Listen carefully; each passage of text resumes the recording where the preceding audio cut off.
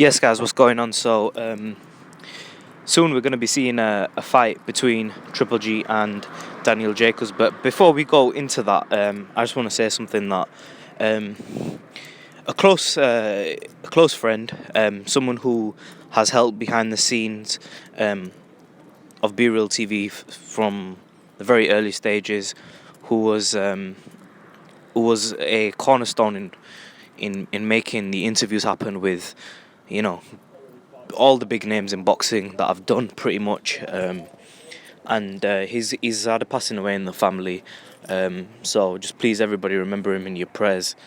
And yeah, so just please, man, just put your hands together. He lost his granddad. So just please, guys, if you could just make a few prayers, that'd be much appreciated. With that being said, look, so I've just been out and about, and something popped into my head. I thought I haven't really done a video on Triple G versus Daniel Jacobs, and there have been a few fights here and there which I haven't covered, and sometimes the reason I don't really give them too much coverage is because I feel like it's a one-way streak, and the fights just do not interest me, and I feel like we see a lot of this in boxing. Having said this, look, this is not Golovkin's fault, okay? Now, I know that I come across like I give Triple G a lot of hate, which, to be fair, I do give him some stick because I'm not a fan of him not fighting different weight classes. And especially, you know, when Abel Sanchez was the one that came out and said that they'll fight people, they're open to fighting people at different weight classes. When Andre Ward was at the weight class, Triple G didn't fight him, etc., etc. But having said this, look, I'm going to be open, right, about it.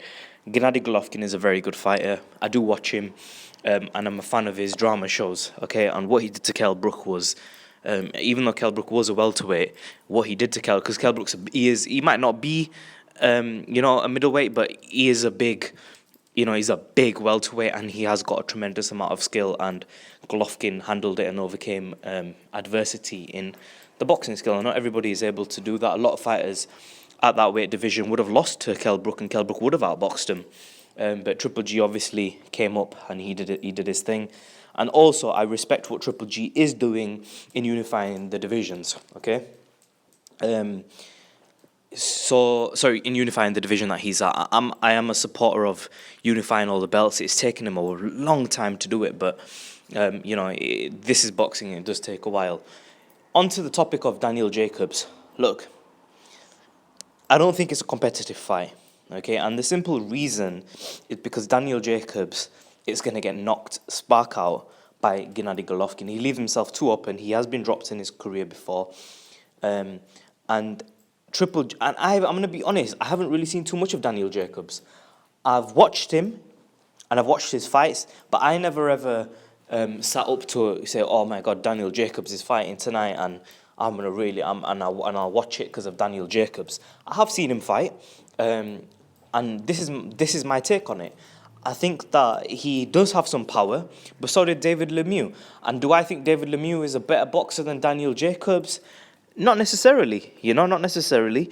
But the thing is, Triple G handled David Lemieux, and I feel that Daniel Jacobs leaves himself open to be punched, and I think that Triple G is going to come into this fight to box. Everyone thinks that Triple G is going to come in and throw wild punches, and he doesn't always fight like that. Triple G is as a boxer, I've never knocked Triple G. I don't know if you guys have realised this, but I've never, ever knocked Gennady Golovkin as a fighter. I think he's very good. I think he's very, very good. I think he does get hit a lot, and that's not because he chooses to get hit. I think he just does get hit a lot because his defense isn't that good, and the style that he adopts, he's a good back foot fighter, and he can have defense at times, but when he's attacking and in certain glimpses, he doesn't have great head movement. He is an up and down fighter, but he's a very good up and down fighter. And I think that Daniel Jacobs is just ultimately, he's going to get outboxed early. Triple G is going to be wary. Daniel Jacobs is going to come in and try and make a statement early, potentially. But these people that are saying that Daniel Jacobs is the toughest fight of Gennady Golovkin's career, maybe not. People are saying that Daniel Jacobs he stands a chance to KO Triple G. Maybe not. But I don't think so. I don't think any of these statements are true. I don't think that Daniel Jacobs is going to come in and do anything against Gennady Golovkin.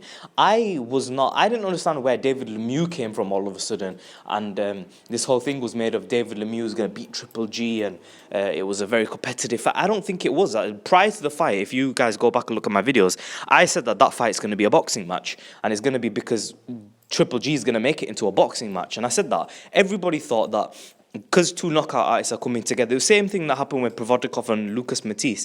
You know, a certain fighter will become a boxer. And that's when I really learned that. When Lucas Matisse fought Provodnikov, it solidified it in my brain that when two knockout artists come together, very rarely is it just a pure slugfest. If one fighter has a brain, he uses that brain. The other fighter is going to come with just game plan A. He's going to come in, bull rush, and try to knock the other guy out. Gennady Golovkin is going to go on the back foot most likely. He's going to outbox Daniel Jacobs from the word go. And Daniel Jacobs is a good fighter. He can box. But I think he's going to come in this fight to punch. Why is he going to go on the back foot and try out boxing Golovkin when that's not going to happen? And he's not going to waste his time because he's seen the power and the strength of Golovkin, how we can get opponents out of there. So he's going to have to take his chance early and see what he can do and see if he can make some damage on Triple G. That is his best shot. That's what he should do. He shouldn't wait around. Golovkin, he's just going to box. He's going to break Daniel Jacobs down, and I don't think he's going to copy. I do not think this is going to be a competitive fight. That's the video. That's the reason I'm making this video. I do not think this is going to be a competitive fight. I think Triple G is way too skilled, way too good, carries far too much power to lose to someone like Daniel Jacobs, and that's not a knock on him. It's just how good he is. Triple G definitely is up there as one of the best middleweights of all time, irrespective of who he's beat. Irrespective. If you can see skill, right, you can see skill. And the fashion in which Golovkin has taken out all his opponents up until now is extremely impressive. Okay, at his weight class, there is nobody in boxing at the moment who is dominating their weight class like Triple G. Nobody. Okay, so what does that make him? That makes him a very, very good fighter at middleweight.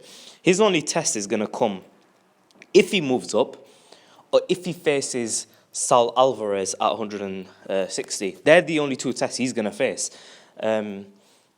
This guy is not going to test Triple G. Trust me.